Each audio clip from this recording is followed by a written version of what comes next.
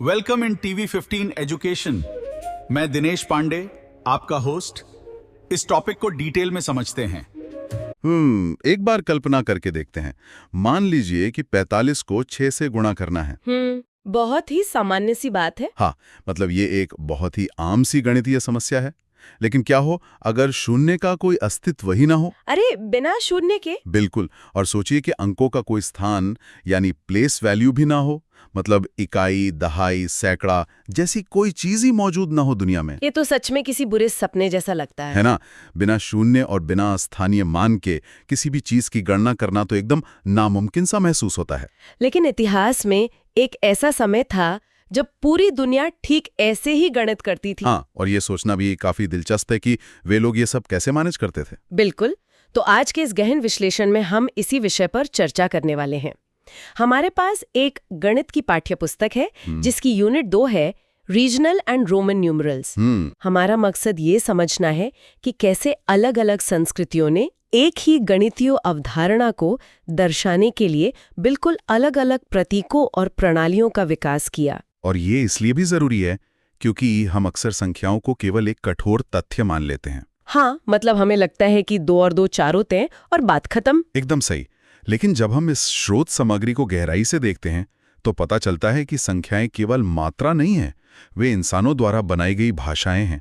वे मानव इतिहास और हमारे तर्क का एक बहुत ही खूबसूरत उदाहरण है। तो आज की चर्चा का मुख्य आधार क्या होने वाला है? देखिए, आज हम 2 बिल्कुल अलग अलग सोच के टकराव पर बात करेंगे।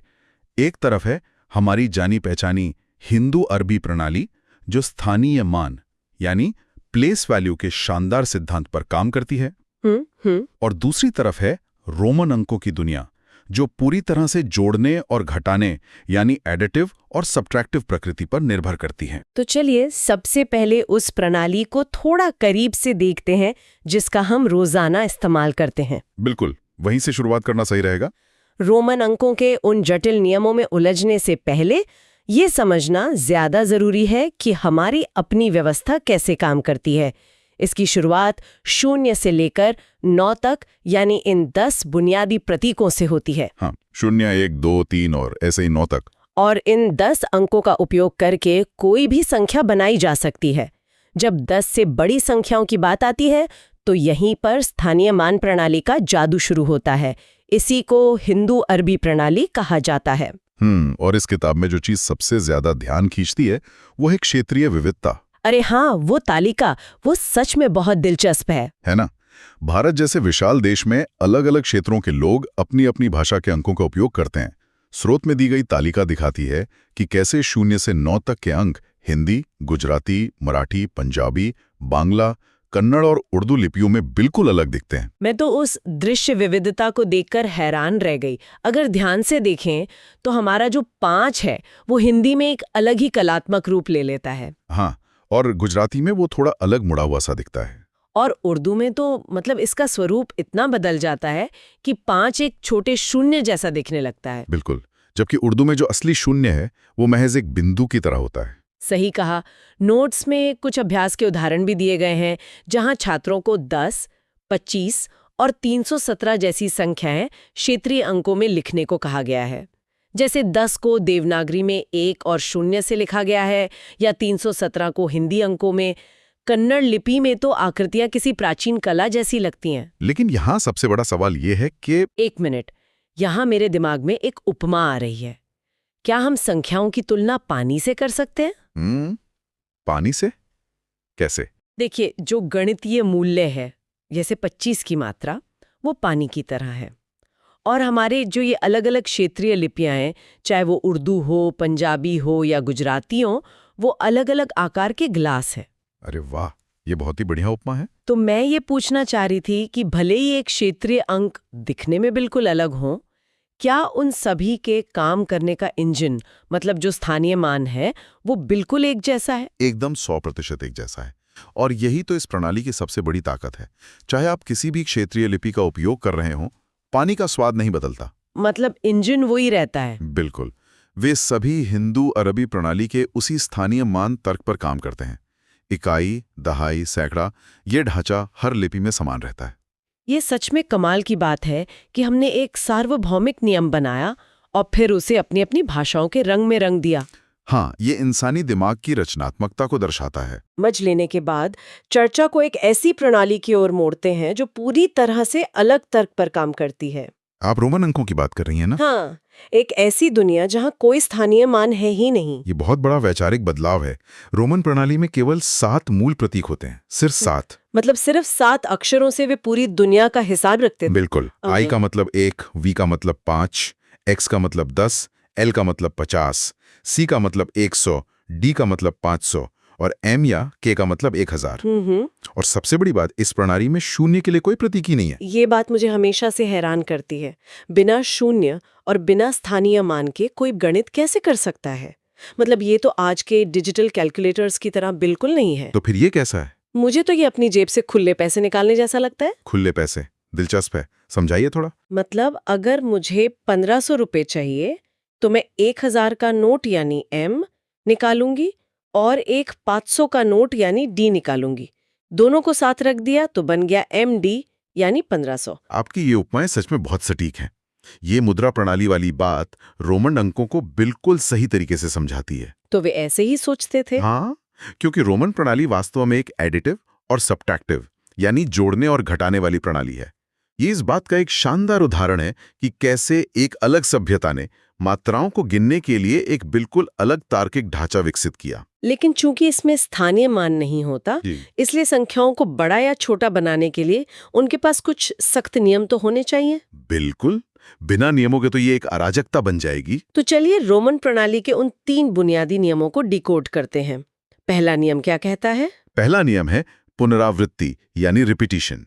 ये नियम कहता है कि एक प्रतीक को अधिकतम 3 बार दोहराया जा सकता है और उसका मान आपस में जुड़ जाता है। अच्छा, जैसे आई का मतलब 2 हो गया। हाँ, और x का मतलब 30 हो गया। लेकिन इसमें एक बहुत ही महत्वपूर्ण अपवाद है। वी, एल और डी को कभी नहीं दोहराया जाता। रुके, यहीं पर मुझे एक सवाल पूछना है। हाँ, बताइए।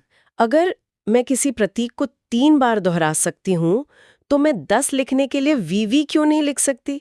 5 और 5 तो 10 होता है ना? ये बहुत ही लाजमी सवाल है, लेकिन यहीं पर रोमन प्रणाली की तार्किक दक्षता यानी लॉजिकल एफिशिएंसी सामने आती है। वो कैसे? देखिए, चूंकि 10 के लिए उनके पास पहले से ही x नाम का एक प्रतीक मौजूद है, इसलिए वी लिखना अनावश्यक है। ओह, समझ गई। मतलब भीड़ क्यों बढ़ानी? बिल्कुल। इसी तरह L जिसका मतलब 50 है और D जिसका मतलब 500 है, उनको भी न दोहराने का तर्क यही है क्योंकि उनके दोगुने मान के लिए C और M पहले से मौजूद हैं। ये तो काफी समझदारी वाली बात है। तो ये हो गया पहला नियम। अब दूसरा नियम क्या है? दूसरा नियम है जोड़ यानी एडिशन का नियम। जब छोटे मान वाला कोई प्रतीक बड़े मान वाले प्रतीक के दाईं ओर यानी राइट साइड में होता है, तो वो उसमें जुड़ जाता है। जैसे V के बाद I लगा दिया तो 5 और 1 6 हो गया। सही कहा। और XII लिखा तो वो 10 और 3 मिलाकर 13 हो गया। ये भी खुले पैसे वाला ही लॉजिक है। लेकिन अगर मुझे 4 लिखना हो तो मैं I को 4 बार तो लिख नहीं सकती, क्योंकि पहले नियम के हिसाब से 3 बार ही दोहरा सकते हैं। एकदम सही पकड़ा आपने। और यहीं पर तीसरा नियम काम आता है, जो है घटाव या सब्ट्रैक्शन का नियम। जब छोटे मान वाला प्रतीक बड़े मान वाले प्रतीक के बाईं ओर यानी लेफ्ट साइड में होता है, तो वो घट जाता है। अच्छा, तो 4 लिखने के लिए V के बाईं ओर I लगा देंगे। IV मतलब 5 में से 1 गया, 4। बिल्कुल। और 40 लिखना हो तो L के बाईं ओर X लगा देंगे। XL मतलब 50 - 10 जो हो गया 40। स्रोत सामग्री में जो अभ्यास के उदाहरण हैं, उनसे ये नियम और भी साफ हो जाते हैं। जैसे 8 को VII लिखा है, 25 को XXV लिखा है। और 19 का उदाहरण तो और भी मजेदार। हाँ, XIX मतलब पहले 10 और फिर 9 के लिए IX। एकदम सही। रोमन अंकों में हमेशा संख्या को ऐसे ही टुकड़ों में तोड़ना पड़ता है। तो अब इन नियमों को समझने के बाद ये देखने का समय आ गया है कि ये दोनों प्रणालियां यानी हिंदू अरबी और रोमन एक साथ कैसे काम करती हैं। हाँ, इस किताब में इसके लिए कुछ बहुत ही दिलचस्प गतिविधियां दी गई हैं। बिल्कुल। चलिए थोड़े गेम टाइम की बात करते हैं।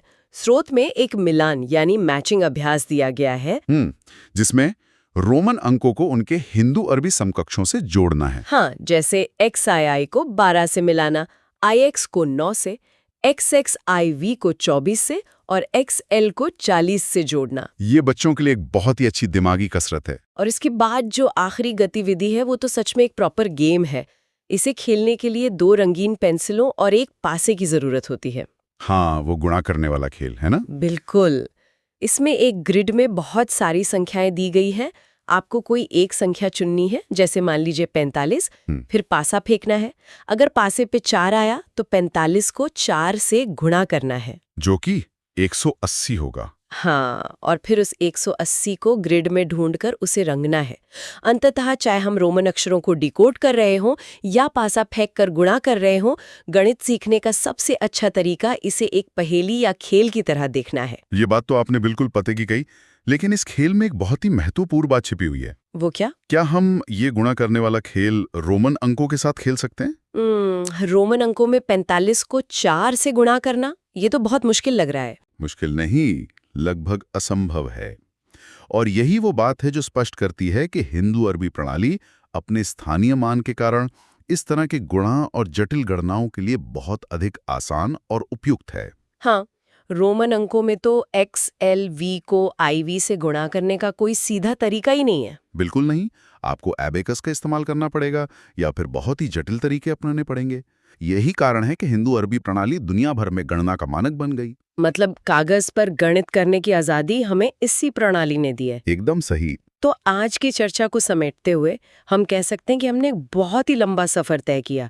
हिंदू अरबी प्रणाली के उस सार्वभौमिक तर्क से शुरुआत की, फिर भारत की खूबसूरत क्षेत्रीय लिपियां जैसे उर्दू, कन्नड़ और पंजाबी के अनूठे अंकों को देखा, और उसके बाद हम रोमन अंकों के उन तार्किक नियमों, पुनरावृत्ति, जोड़ और घटाव की दुनिया में भी गए। इस पूरी चर्चा से सबसे बड़ी बात जो निकल कर आती है वो ये है कि जब हम संख्याओं को देखते हैं तो हम केवल मात्रा नहीं देख रहे होते हैं।